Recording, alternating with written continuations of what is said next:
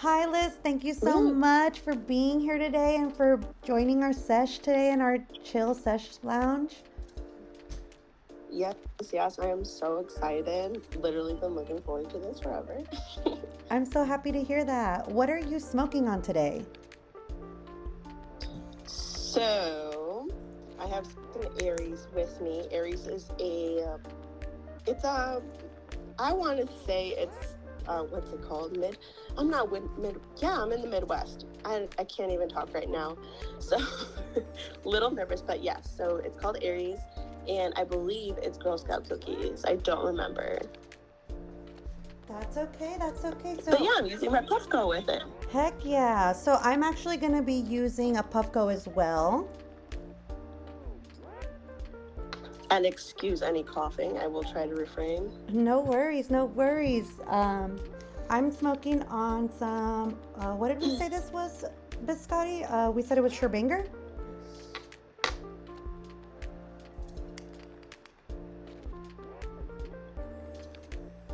And is that from the Hidden Farms So too? this is actually by Community Cannabis, but if I had some, I would be smoking some Huckleberry Hill Farms. That's our favorite right now. You can see it on some of our tables here. Nice. But today I'm going to be taking a little dab with you since I know you like to dab a lot. I thought I would dab with you as well. Thank you, thank you.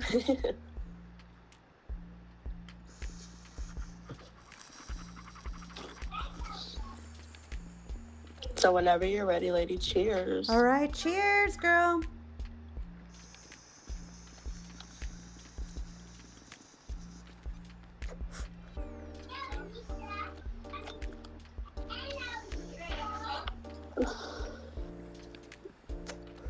Ooh, nice little dab. Yeah, I know, right? Ooh. Sorry, I did not want all the slurps and sounds around. No worries. I was actually right next to the mic, but I don't know if you guys could hear me. I couldn't. Ooh, nice little dab. Well, again, thank you, Liz, for being here today. Thank you, thank you. For people who don't know Liz, can you tell us a little bit about who you are, your online persona, and why you love cannabis?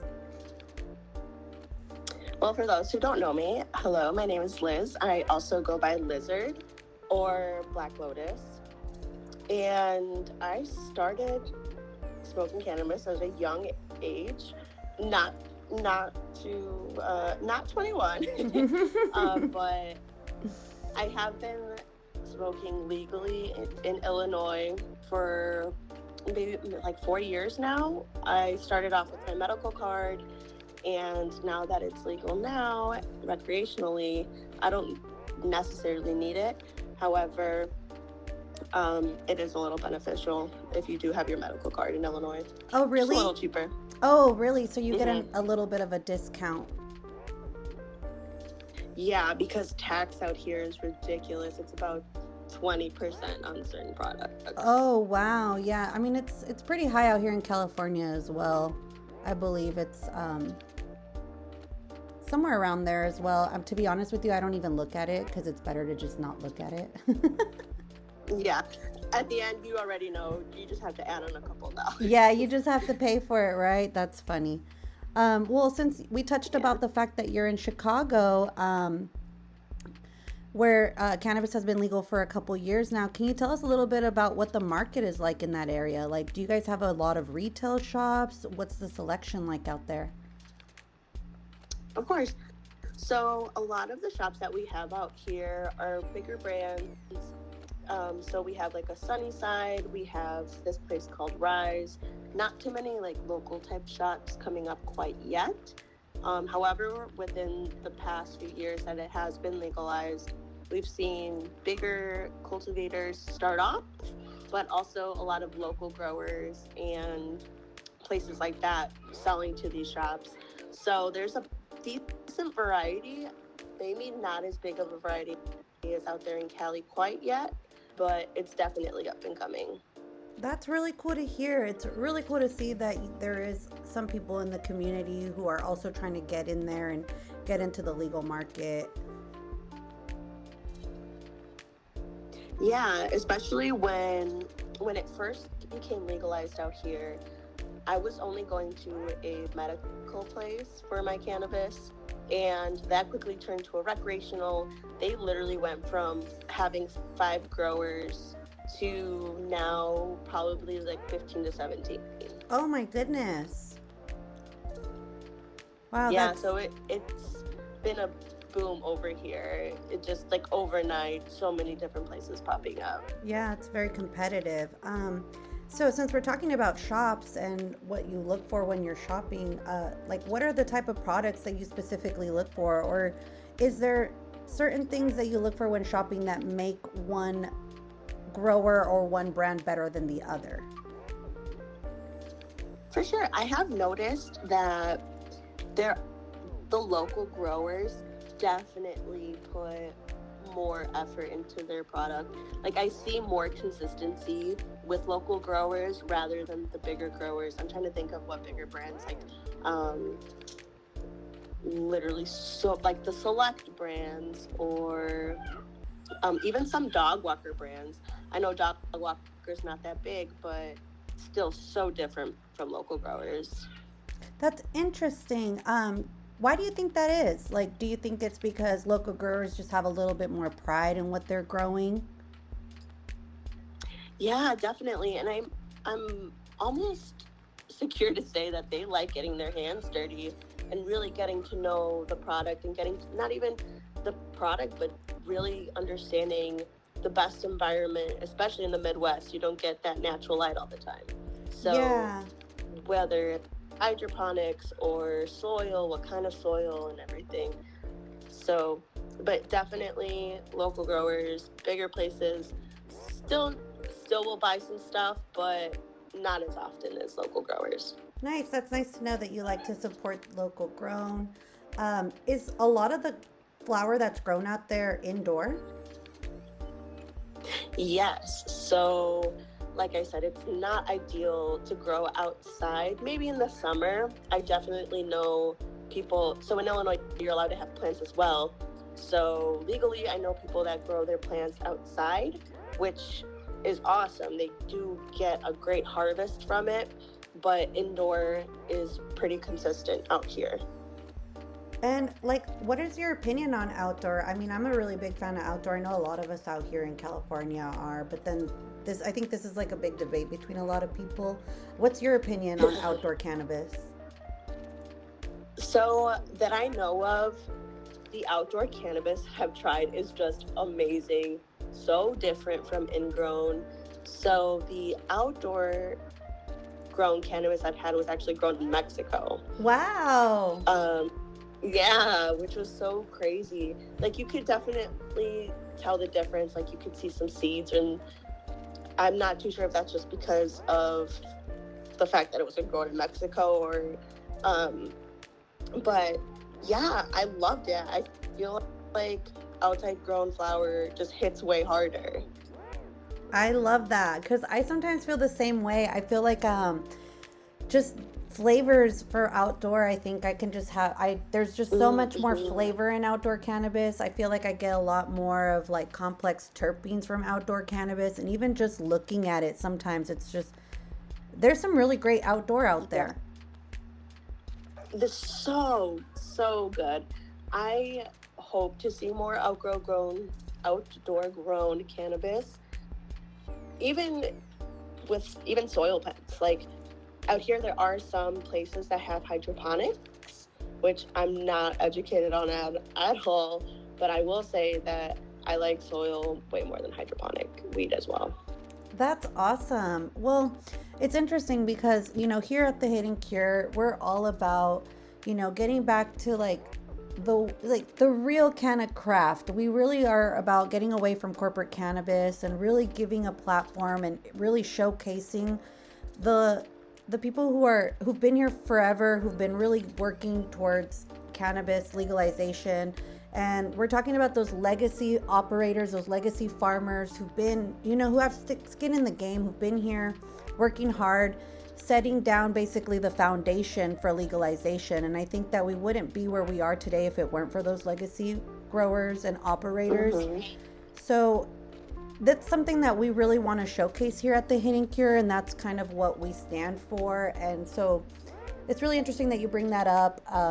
For anyone that wants to really support legacy farmers and people who've really been here since the beginning, which I think those are the people who deserve our support.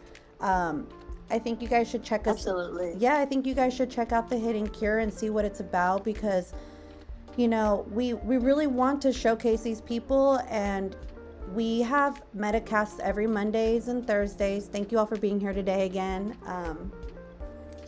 But we want to really be able to give these people a platform. So every Thursday we have talks with a farmer. His name is John Casale. He owns a farm in Humboldt County, and he's a second generation farmer. So this is all he knows. This is what he loves. He's been really dedicated to this most of his life, and he actually did time in prison. Yeah, he actually did time in prison for a really long time for growing illegally. And he's part of that. Yeah, he's part of kind of like that Emerald Triangle. So it's just really great to hear his story and to see how he's overcome these obstacles. And now he's back in the game. He's out here. So I think that we really want to give people like that a platform and really show people, let's get back to the roots of what cannabis used to be. I think that, as crazy it is to say this, or maybe it sounds a little bit vulgar, but it's kind of like, fuck corporate cannabis. Like, these people sometimes, honestly. Yeah, sometimes like I feel like these people don't deserve all of the like rep and the credit that they get. Like, everybody's out here walking around in cookies, everybody's walking around and like Connected Alien Labs merch and stuff like that. But I think that the true people we should be committing all of this like love and support for should be the farmers, the people, the operators who've been here from the very beginning working hard. And that's a little bit of what we're really trying to promote here at the Hidden Cure. So it's great to hear that you're all about, giving these like original people from the original growers, and giving people who are local an opportunity and wanting to purchase their flower. Because as consumers, I think it's very important to, what's the saying? Like, put your money where your mouth is. Yeah. And I think that go ahead. So I was just going to touch on the point where you were saying like how cookies is like such a big brand out there and everything. So when I was out there, I did go to the cookies, and I'll tell you, I was almost scared to buy some of their flour. Really? Yeah, because so they have some top shelf flour that it literally looks like a science experiment. There's some flour that looks like it has dabs inside of it. I'm not too, like I said, not educated at all, but I was very hesitant on buying some of those products. That's interesting. Are we talking like maybe like moon rocks? I have seen moon rocks, but I don't think it was moon rocks. Just the outside, it just literally looked like there was just a chunk of dabs just attached to the flour. It was crazy. Like it was rolled in dabs. Like it was literally rolled in like... Yeah, it was insane. Wow. Okay. Yeah. So I've never even seen that before. That's wild. But, it just comes to show that like there's just so much out there. And I think that sometimes some of this stuff is popping up so fast. These genetics are being split so quickly. I think that we're losing what like cannabis really used to be, like the old school like way of cannabis. I don't know if that makes sense or if you understand what I'm saying, but like, of course. I mean, like those classic strains like Acapulco Gold and Pineapple Express. They're just so like you can't find a pure strain. They're all hybrids too. Exactly. And so the cool thing is, like the grower that we're working with, John, he's got his like specific genetics. I believe he only grows about 6 of them on his farm. And 2 of these strains are the original strains that his mother grew when he was growing up. That's awesome. Right? Isn't that really cool? So he's got one strain that's actually, he named it after his mom, and that's actually mom's weed. And that's a strain that's really specific to him. And then he has another cultivar that's really popular. It's called Whitethorn Rose. And this was a cross with mom. It was a cross of mom's weed. And I believe it was like a Skittles or something else mixed in there. But yeah, they're just the original cultivars that he had with his mom, and he's just developed a couple more since then. But overall, it's just keeping about those genetics like true to what they really were, and keeping, you know, his grows consistent. And it's just been really cool to learn about that with him. So if that's something you're interested in, you should totally check out our Thursdays podcast. Oh yeah, I mean, like, in general, kind of going back to our original point here was, what do we look for when we go look for stuff? I do look for a story, or even women cultivators, or people that have majority women, or hire or work with the Last Prisoner Project that helps pull people out from incarceration that are in for cannabis. So this is perfect. I love that. Thank you. Thank you for having me already. Oh, of course, of course. And you know, you touched on a lot of these things, like, you know, women owned and selling a story, people who've really worked hard for this, or even, you know, people who give back, like the Last Prisoner Project. These are all really great things that you've talked about that are really important to the Hidden Cure as well. So I'm really glad that we're connecting on this and aligning on this, because that's definitely what we stand for and what we really want to put out there for everyone. And in general, I think I think people should really look into their cannabis products and do a little bit of research, because little do they know that they're going to be making a big impact by buying. Exactly. And that's exactly what I meant to say. Like, I think you said it so eloquently, and that's what I meant when I said, you know, put your money where your mouth is. Like, you know, we as consumers really have like the control. We give the money to who we think should get it. And so I think that we should be putting money in the pocket of these people, like you mentioned, women growers, legacy growers, people who've been really in the game for the right reasons from the beginning, and just bring back the community in cannabis that I think that we've lost over time.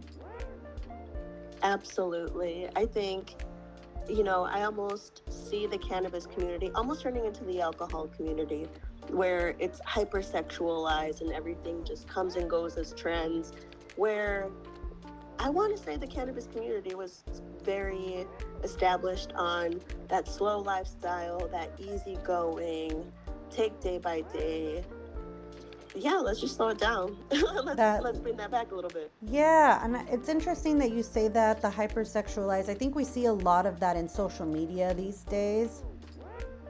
Absolutely. Yeah. Like, I understand it's quick on the eye, and people of all genders will appreciate that. However, I like, even in my stuff, I try not to be hypersexualized. Of course, you know, sometimes you got to feel yourself, but just put it out there, put the products out there, showcase other things that people are sending you, and not just yourself. Exactly. I love that. Well, on the topic of social media, like, tell us a little bit about your experience. I love your videos on TikTok. You are so funny. I feel like everything you post is like, oh my gosh, are you in my brain? That's me. You're so funny. I love your videos. They're so good. Thank you. So yeah, my journey on TikTok has been rocky as hell.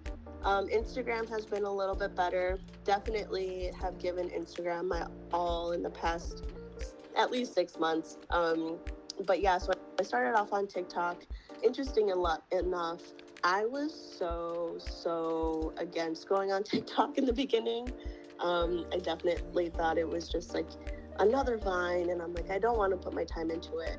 But when the pandemic hit, later on that year, I did lose my job, so I found myself with a bunch of time, and I fell upon Stoner Talk, and I was like, dude, this is so easy. I could totally do this.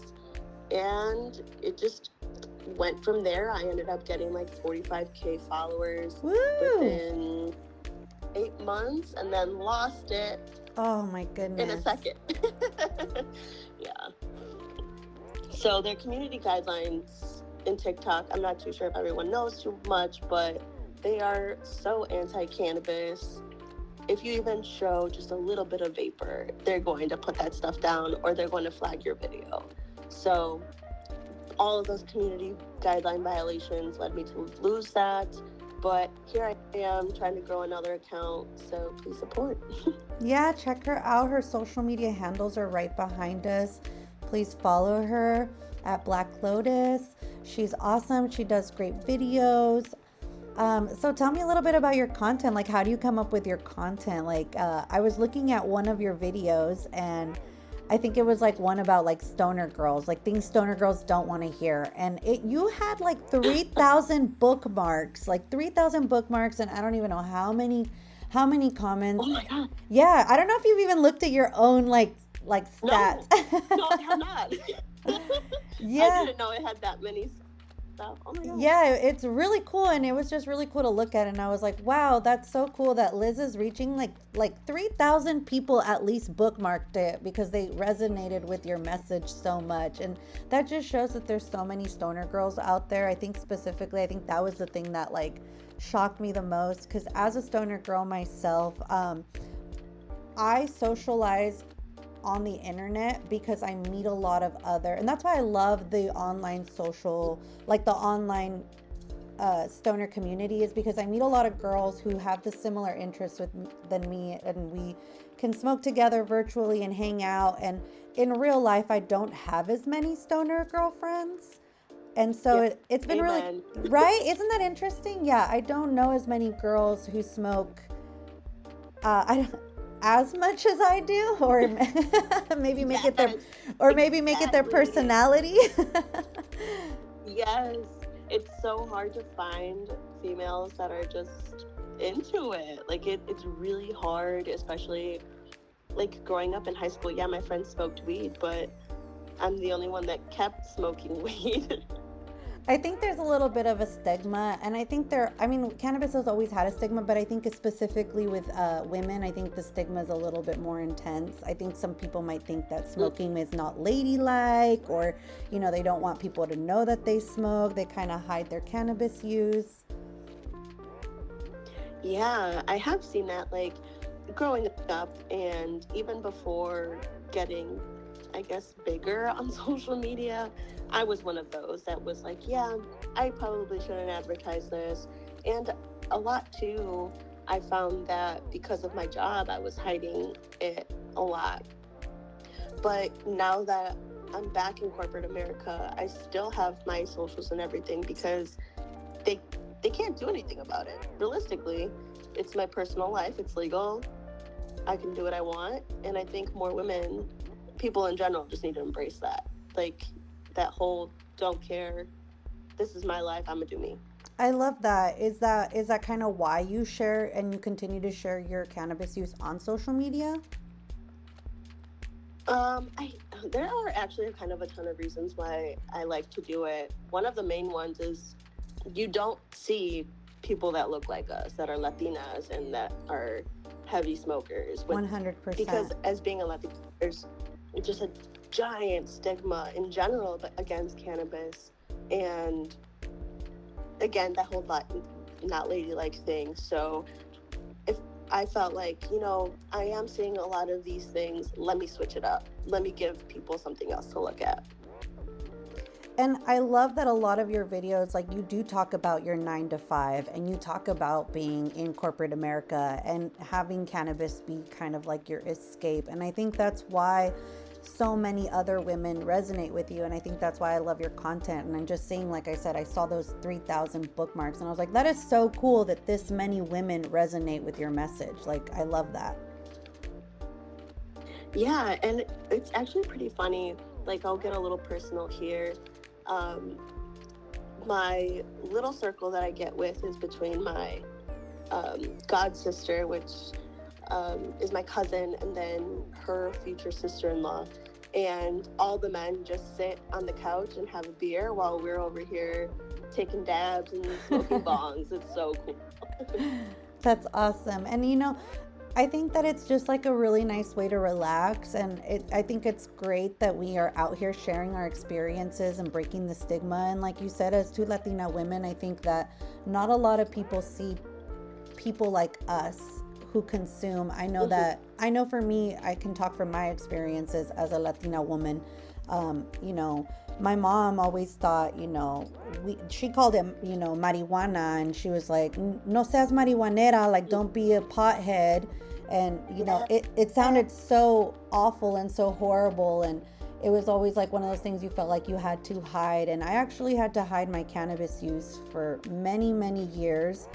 And it wasn't until I started working actually in the cannabis sphere that I finally was like, I started being more open with my family and talking and trying to educate them. And I think that's where this lies. I think that the biggest thing is educating people, because I think there has been a really large stigma around cannabis. So I think it's really important for all of us who really believe in cannabis to educate others and show them this is just a plant and there's so many benefits, and I'm not a bad person because I consume. If anything, there's 101 different reasons why cannabis consumption makes me a better human being.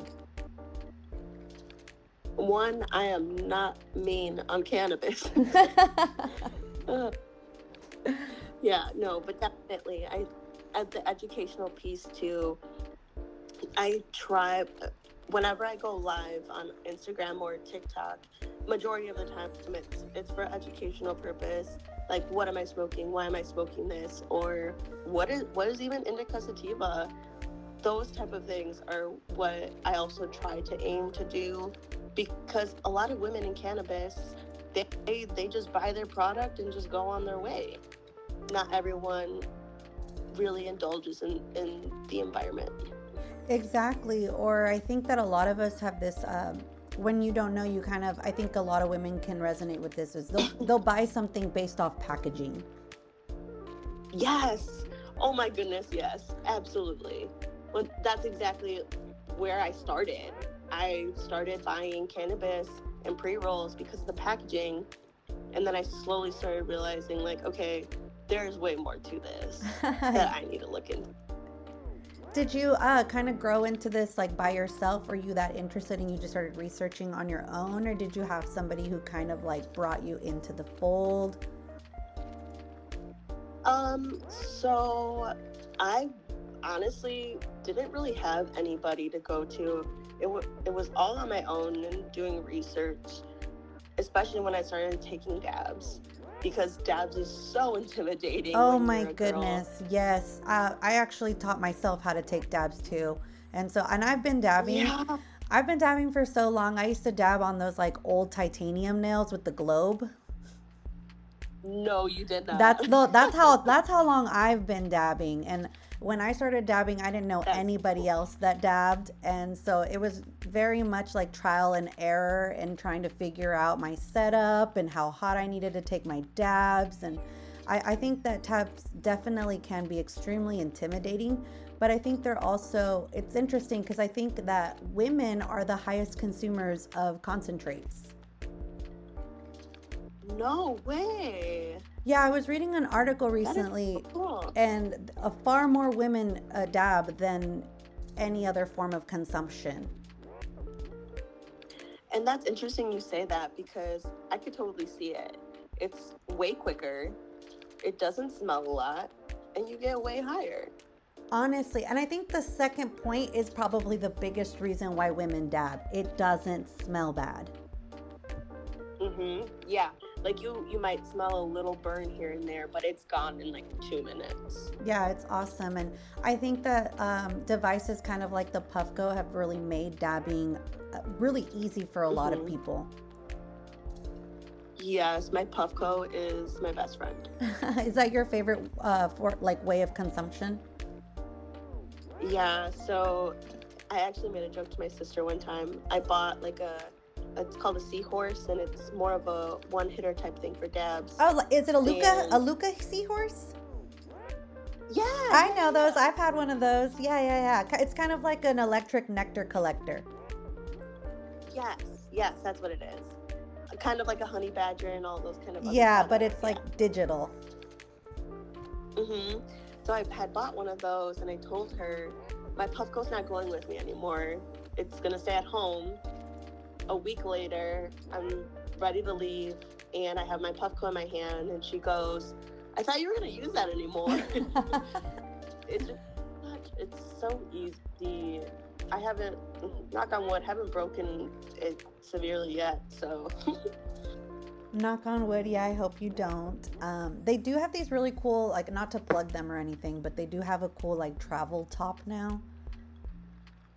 yeah, they do, and I actually do have the travel kit. Oh, nice, nice. I love that. Well, yeah, I loved learning about, your experiences and everything. What about Instagram? Tell me about Instagram. What's your experiences sharing your content on Oh yeah, Instagram? I feel like Instagram is a great place to do whatever you want in, because luckily I haven't had any of those community violation type of deals on Instagram. I know other people like Koala Puffs, she's huge. She gets stuff taken down all the time, but I fortunately have not, and I have found that I can just be so free and almost a little bit more creative with the features that it has with the reels. That's super cool. That's very interesting how different these different platforms can be. I don't know if you've heard this, but LinkedIn is kind of like a place for professionals, or at least that's kind of the way that it was kind of maintained in the past. And it's been a really cool place to connect for people in the cannabis sphere recently.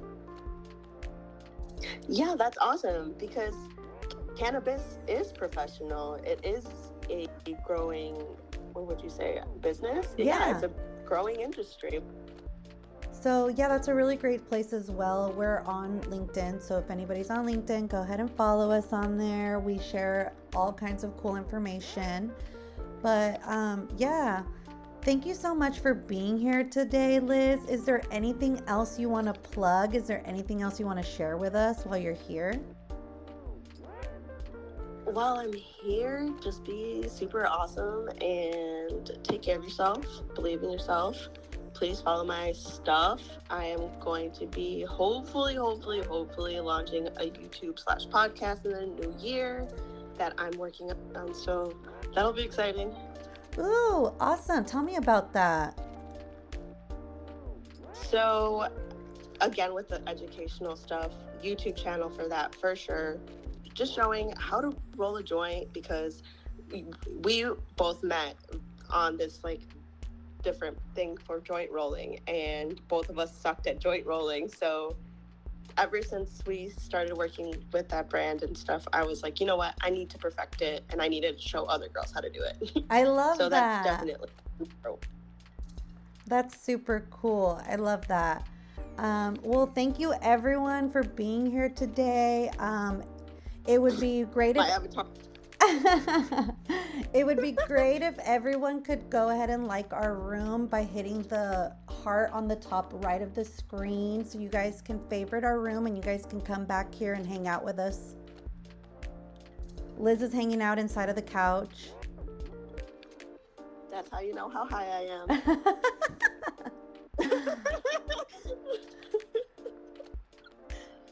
Oh man. And if you click But on, thank you for having me. of course, thank you so much for being here. You guys can also follow us here on Spatial by clicking all of the users at the top right above the Hidden Cure Infinite Hall and following us. We're here every Monday and Thursday. We have podcasts with different people. We want to connect, influencers, regular people who are, connoisseurs, brands and farmers, all in this digital space. And we're always in here creating. If there's, if you guys have any questions, like, this is your time. Does anybody have any questions?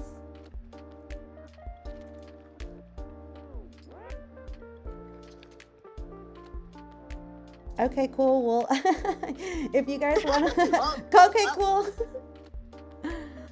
But You guys can follow us on our socials. You guys can see them back here behind us. It would be great if you guys gave us a follow. We're always sharing all of our different metacasts, and you can also check us out on YouTube and stream all of our past episodes.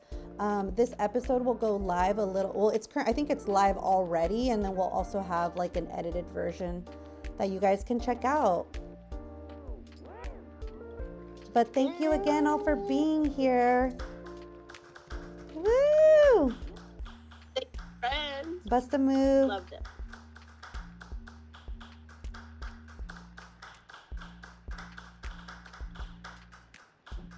Thank you for hosting, Jenny. It was a pleasure. Of course. Thank you for being here.